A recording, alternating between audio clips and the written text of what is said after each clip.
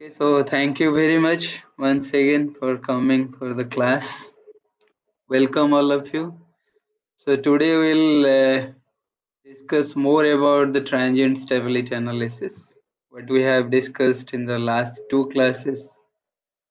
So in the last class we discussed when there will be unbalanced fault, how we can go ahead for the transient analysis, transient stability analysis.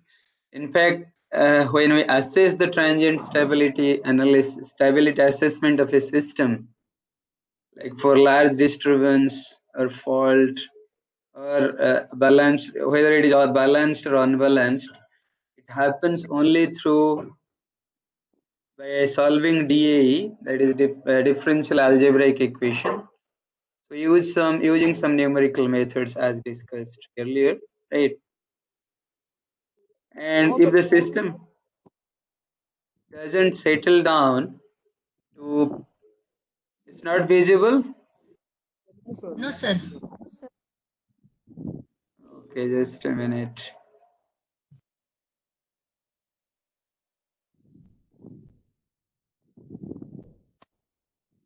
It's visible. No, sir. Visual, sir. Yes, sir, visible. Huh? Yes, sir, it's Okay. visible. Sometimes there is a problem. Okay. So if the system doesn't settle down to the post-fault stable operating point within the time of interest, then the system is said to be unstable. And if the system settles down to a stable operating point, then the system is said to be stable. Okay. So it is necessary that both the small signal and transient stability analysis should be carried out for any system to assess the health of the system. So it is very important also to assess the stability for a system online as well as offline. So specifically it is used for offline application because it takes much more time to analyze the whole system, so therefore it is not used, these numerical techniques are not used for online assessment of the stability. Like you can say, in practical cases in online we use the dynamic security assessment tools. Those tools never use these numerical methods. Therefore, in order to get a real-time stability assessment, we use the very faster method to assess the transient stability analysis. So we call it the direct method of transient stability analysis. Sometimes also it is known as energy function method or energy function approach of transient stability analysis. So here in this case, instead of finding the numerical solution of differential algebraic equation for a given time period, the transient stability can be assessed directly using Lyapunov direct method of stability. So using the Lyapunov, we'll discuss more about the Lyapunov method of stability, how it is used for assessment of the transient stability analysis. So if we'll represent a dynamic system, generally we represent through a differential equation, that is x dot equal to fx. Fx is a nonlinear function of x. So if we'll see the state vectors, they are also consisting of many parameters: voltage, rotor angle, speed, etc. So let us consider the rotor angle in this analysis, for this analysis particularly. We will see the rotor angle, and rotor angle versus time, if we'll plot with respect to time, if the curves will look like this, then it says that the machines are stable. Your system is stable, you can say, because no rotor angle is becoming unbounded relative to other rotor angles. So this is very relative phenomenon, right? And here we can see the rotor angle, rotor angle of one of the machine is diverging. It is becoming diverged from the with respect to other rotor angles of the machine. So therefore we can say that one of the machine is unstable here in this case. And similarly here we can see here that two two of the machine is becoming unstable with respect to the other machines, right? Okay, so that means it is becoming unsynchronized or unsynchronous, or it is not giving a synchronous operation.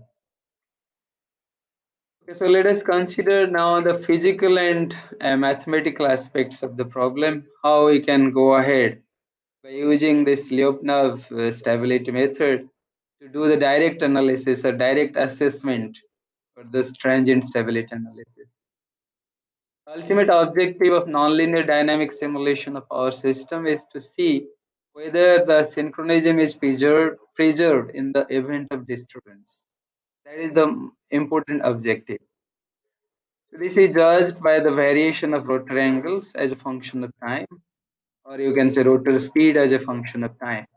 In its simplest form, a power system undergoing a disturbance can be described by a set of three differential equations. We can represent the whole phenomena in the system using these three differential equations. First equation says the initial condition or initial state of the system, and the second equation says the during fault or the faulted condition state, and third equation is the post fault condition. It represents the post fault condition. Please mute your audio as well as video. Okay. So these three equations will represent the whole system under dynamic condition. Before fault, this is before fault, this is during fault, this is after fault, post fault, right? So xt is the vector of state variables of the system at time t. So at time t equal to 0, a fault occurs in the system and the dynamics change from Fi to Ff. You can see here the dynamic changes from Fi to Ff. Fi is nothing but the system states or the condition of the state during initial condition, which is varying from minus infinity to 0. And at the point t equal to 0, the fault occurs, and t equal to TCL, the fault is cleared. Okay. So during 0 to TCL, that is called the faulted period, the system is governed by the Fulton dynamics, that is represented by F of capital F. Okay. Actually, before the fault is cleared at T equal to TCL, we may have several switchings in the network. So we can say that during fault also we have many switching phenomena occurs in the system because our system is very large. So a lot of switching phenomena happens that also causes the system disturbance, right? Giving rise to FF. However, for simplicity, we have taken a single FF, though it is changing continuously after fault or during fault also, right? But we are considering a, for simplicity of the analysis, we are taking a single FF, indicating that there are no structural changes between t equal to 0 and t equal to TCL. So when the fault is cleared at t equal to TCL, we have the post fault system with its dynamics fxt. So that is the post fault system we represent. In the pre fault period, that is from minus infinity to 0, the system would have settled down to a steady state, so that x, we can represent that x0 equal to x naught. Therefore, we need not discuss the first equation. So that as we are considering this initial condition, so this will represent the pre-fault condition in total. So therefore, we need not to consider the first equation, which represents the pre-fault condition or the initial state of the system, which is represented by the first equation. That means only we can have now two equations. One equation is during fault condition with initial condition x0 equal to x naught, and another equation is x dot equal to fx, that is for t greater than TCL with initial condition x TCL. So that is the post fault condition, post fault system. The initial conditions provided by the solution of the faulted system evaluated at t equal to TCL. So this initial condition is x TCL is nothing but it is the solution of the faulted system evaluated at t equal to TCL. Viewed in another manner, the solution of the faulted system provides at each instant of time the possible initial conditions. Okay, so we don't know where the fault will be cleared, so therefore at every instant it gives the initial condition for the post fault system. So at any instant where the fault is cleared, that point is the initial condition for the post fault system. Let us assume that the post fault system has a stable equilibrium point. Let us say the xs is the stable equilibrium point, whether the trajectory xt, that as we are evaluating xt for every time, every second or every time period, whatever sampling time will take, for this system the initial condition xtcl will converge to xs as t tends to infinity. The largest value of TCL for which this holds true is called the critical clearing time. Generally, we know the critical clearing time. What is critical clearing time? It is the time time of clearing the fault at beyond which the system becomes unstable. So that is what. So the largest value of TCL, which holds true for the above statement, that means the system reaches to the excess, okay, as t tends to infinity for the post fault condition, that will give us the critical clearing time. Now it is clear that if we have an accurate estimate of the region of attraction of the post fault stable equilibrium point, so this region of attraction is plays very important role. So then TCR is obtained when the trajectory of the faulted system exceeds the region of attraction of the post fault system at x equal to x star. So how it is we can see, we can observe from this this figure, we can see here the system, if we'll plot the trajectory of the state, that is x, it starts from x naught, and as the system moves during the faulted condition, during faulted condition it moves, and there will be a boundary point, so where it, you can see here the boundary point where the trajectory exits. So this point is known as the critical clearing point, or that at that point the time is known as the critical clearing time. So if it is again with, if the fault is cleared at this point, the trajectory will move to and it will converge to the stable equilibrium point. Okay. So this point is also stable equilibrium point, but as soon as it moves ahead of this, the system becomes unstable. You can say this boundary point is unstable equilibrium point, right? Unstable equilibrium point. Okay. The above figure illustrates this, the concept of a two-dimensional system. Computation of the region of attraction for a general nonlinear dynamical system is far from easy. It is very difficult to compute, in fact, the region of attraction for a general nonlinear dynamical system. So, therefore, it is not in general a closed region. It can be an open region, right? So, in the case of power systems with simple machine models, the characterization of this region has been discussed theoretically in literature. A stability region consists of surfaces passing through the unstable equilibrium points. So this is important. The stability region, how we'll define this?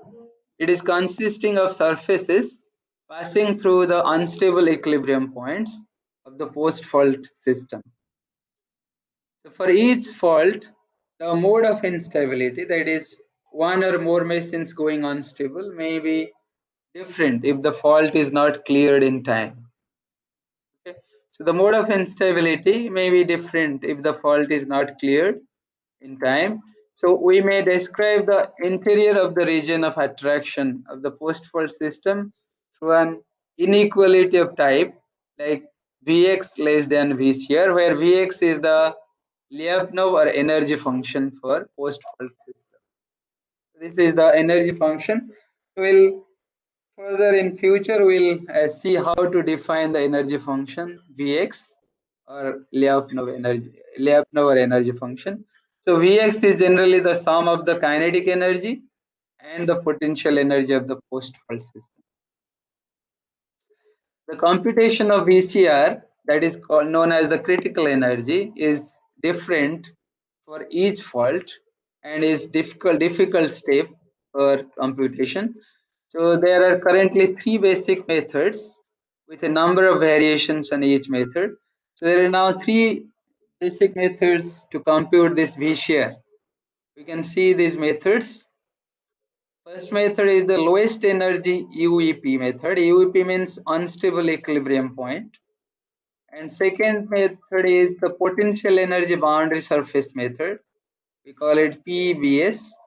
So in future we'll use this short form PEBS. Please remember this potential energy boundary surface method, right? And third one is controlling UEP method, controlling unstable equilibrium point method. So using these three methods, we can calculate this VCR, that is the energy function, critical energy function. Let us consider the lowest energy UEP method, that is unstable equilibrium point method.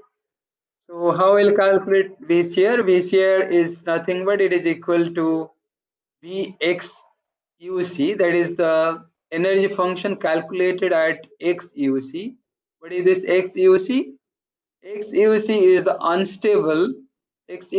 unstable equilibrium point resulting in the lowest value of VCR.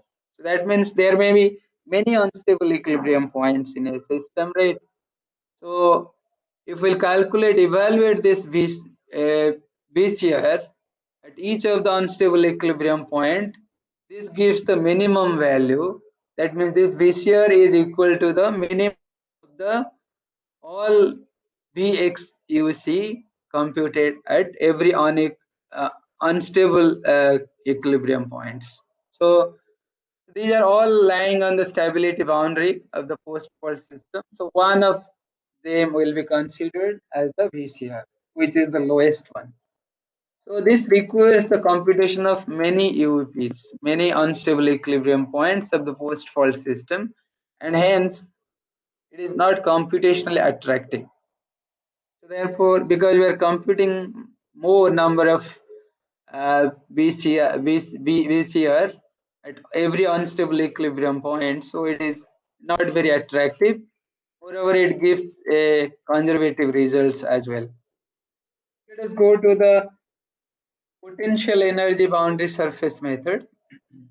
So in this method, this VCR is computed, that is equal to maximum value of the potential energy component of Vx along the trajectory of the post-fault system. That means the energy that Vx is computed or the potential energy component of the Vx along the trajectory of the post-fault system. Maximum value of that. So this is known as the potential energy boundary surface method.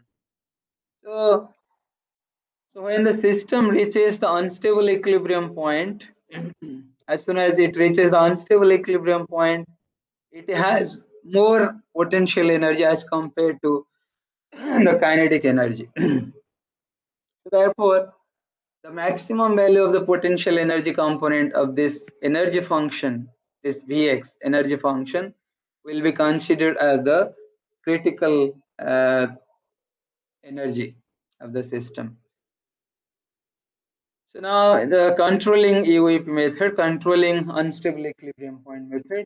So in this case, the VCR is computed at XU, where XU is the relevant or controlling UEP, that is controlling unstable equilibrium point. That is the UEP closest to the point where the fault and trajectory, the faulted system exits the region of attraction or the faulted system. So XU is the point where on the fault and trajectory where the faulted system exits the region of attraction or of the faulted system. This is called the controlling EUP method, and the boundary controlling EUP method, also called as exit point method, is an efficient technique to compute this controlling EUP. So there are certain methods proposed. There are many methods proposed, in fact, in the literature. One of these is the boundary controlling EUP method, which will refer in future as BCU. Okay, boundary control unstable equilibrium point. So we'll discuss the PBS method, that is method 2, and the controlling EUP method, method 3 in detail. Will not focus more on method 1, which is the lowest energy EUP method, because it is cumbersome and a lot of calculation is required in the lowest energy EUP method. So the computation of Pcehr involves following steps. Now, we saw previously there are three methods to compute the critical energy. Now we'll see how we can compute the TCR, that is the critical clearing time. What are the steps involved? Computing excess. First we'll compute the excess, the stable equilibrium point of the post-fault system. Formulating Vx for the post-fault system. This is not a difficult step. Generally, Vx is sum of the kinetic energy and the potential energy of the post-fault system. So Vx is the energy function of the post-fault system, which is nothing but it is the sum of the potential energy and the kinetic energy of the system. So that is why Vx equal to Vp plus Vke. Computation of Pcehr, then computation of Pcehr already we have seen using three methods we can do. So in particularly in PBS method, potential energy boundary method, Pcehr is obtained by integrating the faulted trajectory until the potential energy part Vp of the Vx reaches the maximum, that is Vp max. We'll see how we'll do this using the mathematical approaches. This value is taken as VCR in the previous method. In the controlling UEP method, we integrate the faulted trajectory for a short interval followed by either a minimization problem to get the controlling UEP or integration of a reduced order post-fault system after the PBS is reached, that is BCU method, to get the controlling UEP XU. So we use here some minimization problem method to followed by the short interval, followed by the integration of the faulted trajectory. So VCR is given by Vxu, that is equal to Vpxu, since Vk is 0 at UEP. This is how we compute the VCR. Now calculating the time instant TCR when the Vx equal to VCR and the faulted trajectory. So we can calculate just by equating Vx equal to VCR. The faulted trajectory has to be integrated for all the three methods to obtain TCR. In the PBS method, the faulted trajectory is already available while computing VCR. It is also available in the BCU method. The computation time is least for PBS method. Now we'll go to the Lyapunov's method, how we'll compute the energy function. So what is Lyapunov method? I think most of you have studied this Lyapunov theory of stability analysis. In 1892, M. Lyapunov, in his famous PhD dissertation, proposed that the stability of the equilibrium point of a nonlinear dynamic system of dimension n, that is represented by x dot equal to fx with initial condition f0 equal to 0, can be ascertained without numerical integration also. Right?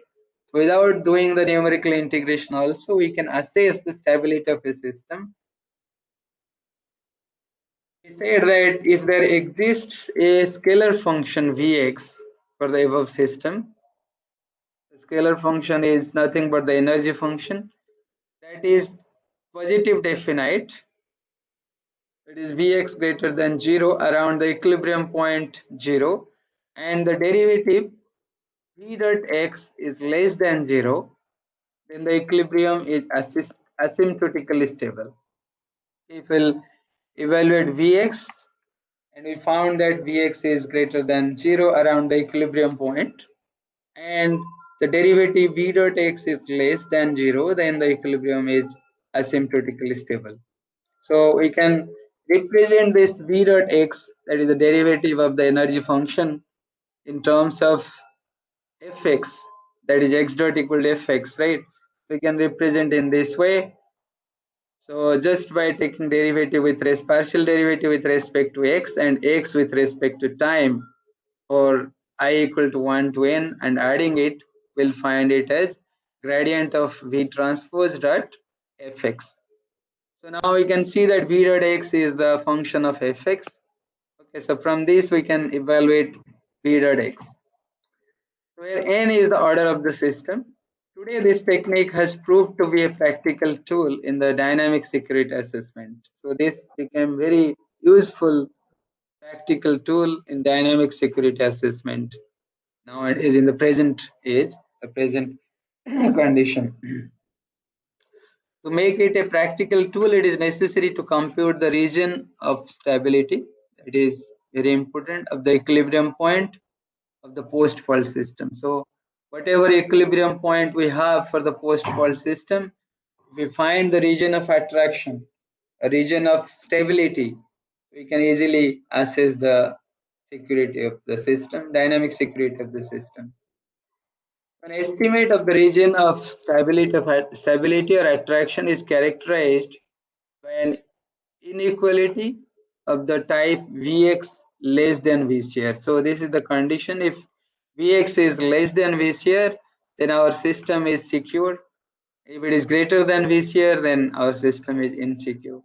The computation of Vcr remained a formidable barrier for a long time.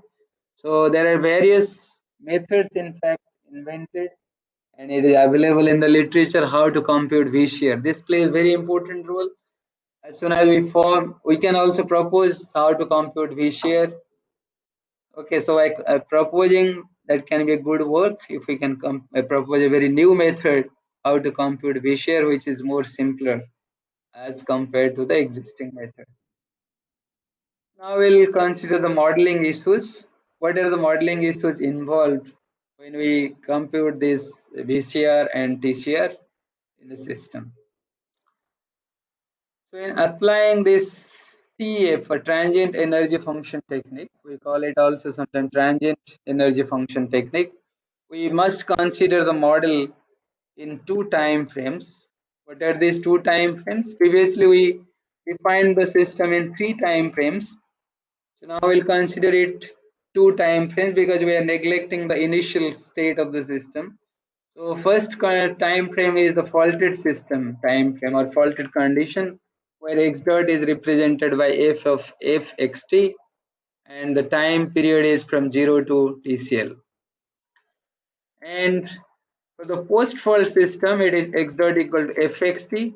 So the system is represented by fxt and the time frame is t greater than TCL. In reality, the model is a set of differential algebraic equation. Obviously, we know this and we have derived this also, this differential algebraic model. We can represent the whole system like this during faulted condition.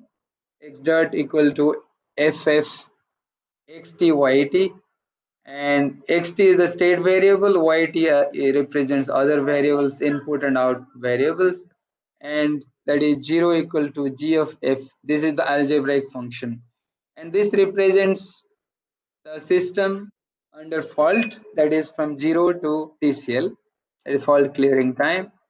And the post-fault system can be represented by another set of differential algebraic equation, that is x dot equal to f of x t yt, 0 equal to g of x t yt. This second equation represents the algebraic equation, and the first equation represents the differential equation.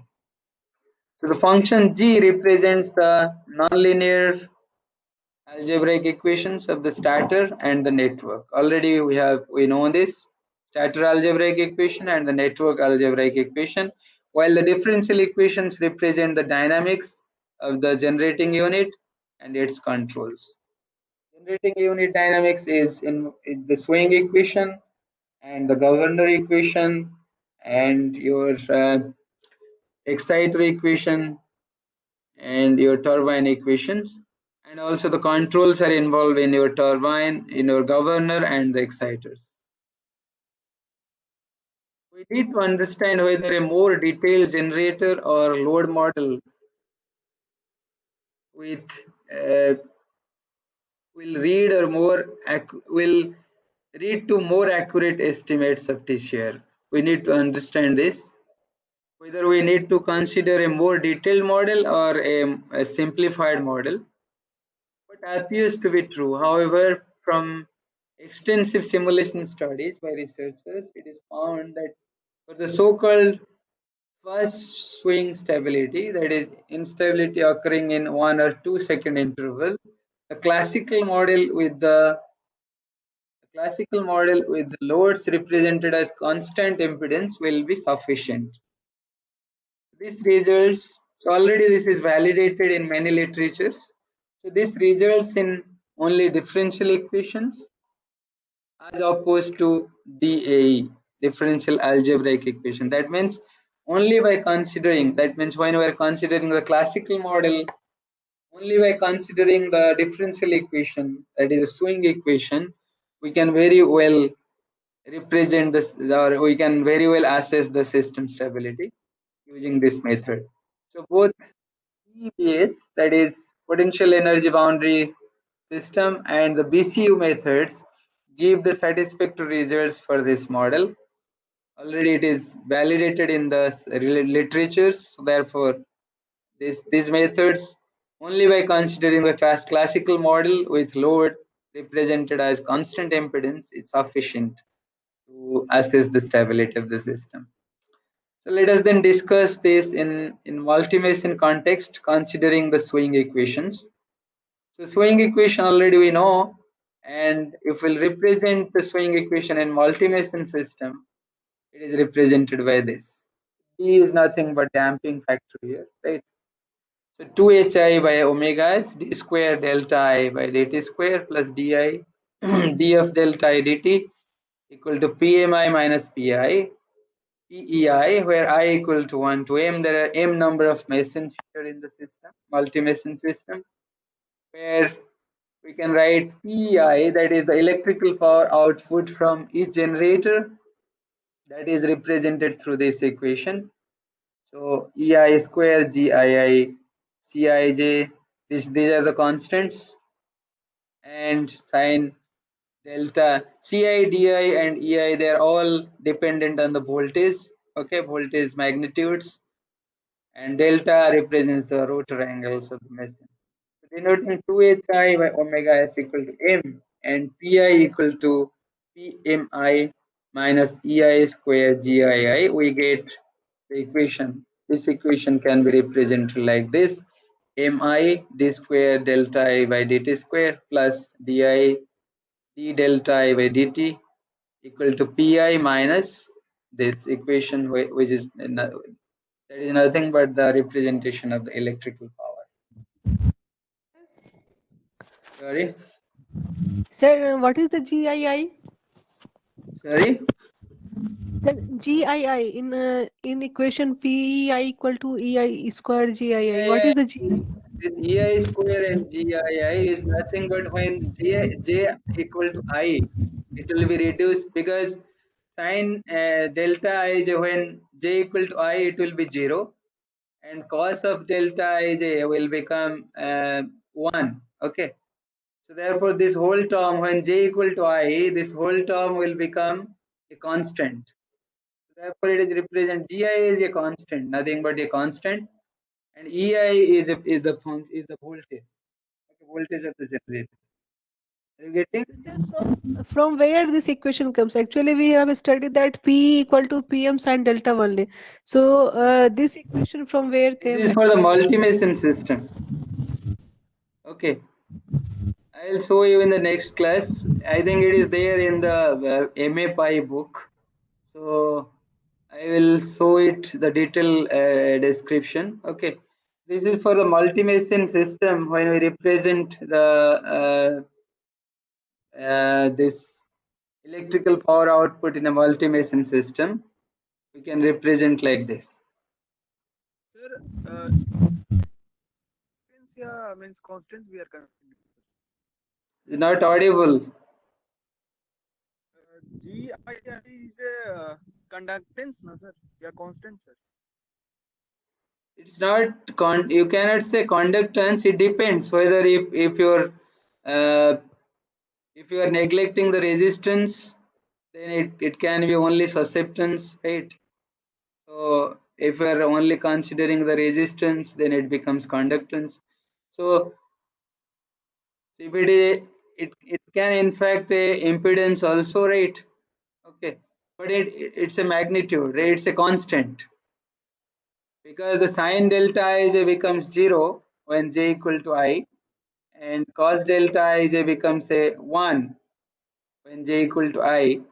So this becomes a constant, and ei square is the voltage, nothing but the voltage. Okay. So I'll give the point equation. This equation again we'll see it from MA Pi again in the next class. Okay. Sir, J equal to I equal to the total number of the machines. And what is the J said over here? What is J represent? Actually, I is varying from 1 to m here, because this equation is a single equation. So here J is showing the summation from I equal to from 1 to m, right? Because here I represents each of the machine. So therefore here I is not represented. Instead of I, we wrote here J, which is from 1 to m. That is the summation from 1 to m. But here exception is J is not equal to I. Okay. And Sir, when J becomes equal to I, it becomes EI square GII. Okay. that means delta Ij is the rotor angle between the two machines. How it can be possible? Delta, what represents the delta Ij, sir? Delta is the angle difference between, I think maybe between, it is not between two masons, between the mason and the node, you can say. Okay, delta is the angle. It is with respect to the reference, I think. It is not with respect to reference. If it would be reference, then it is only represented to delta I. If it is Yes, okay. delta ij, then it is with respect to, maybe with respect to other masons. Okay. So I'll confirm this in the next class. I think this is with respect to other masons. Okay. Okay, sir. So with respect to other masons might be. So I will confirm this in the next class.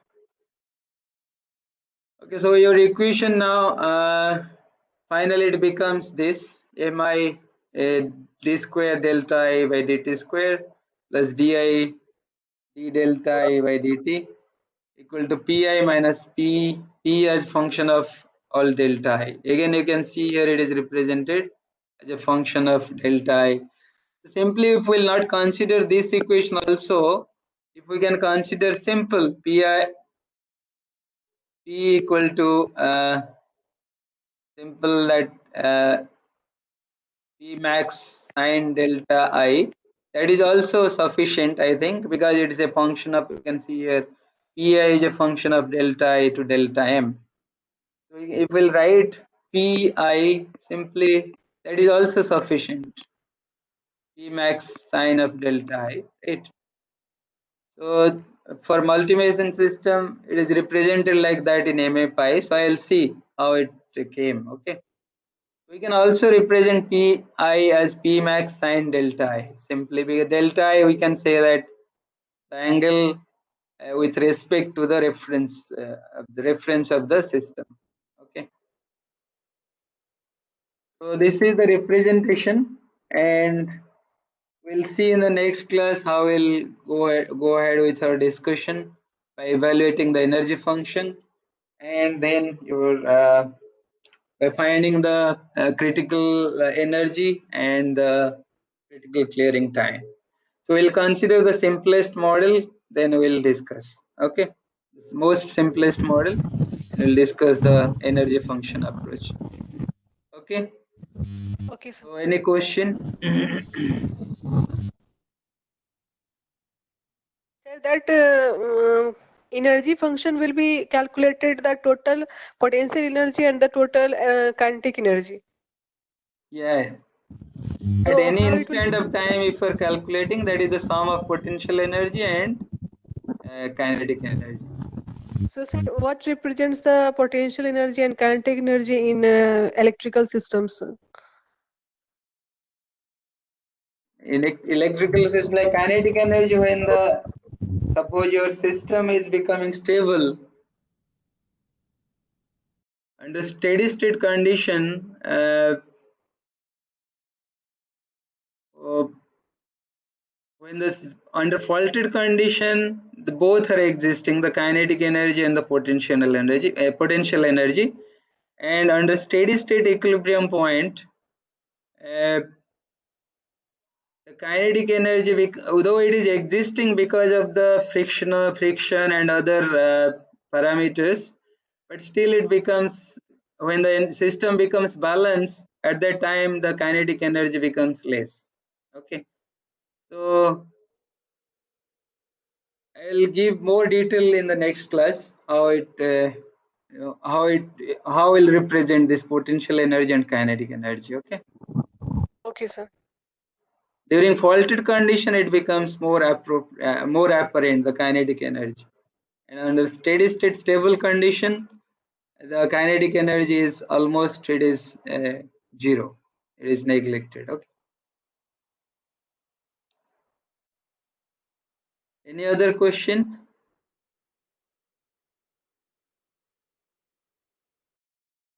No, sir. Okay, so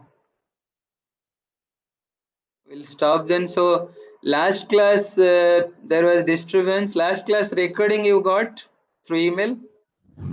Yes, sir. Okay, so you can review it, you can see it. Okay, so thank you very much. So again we'll meet on Monday. Okay.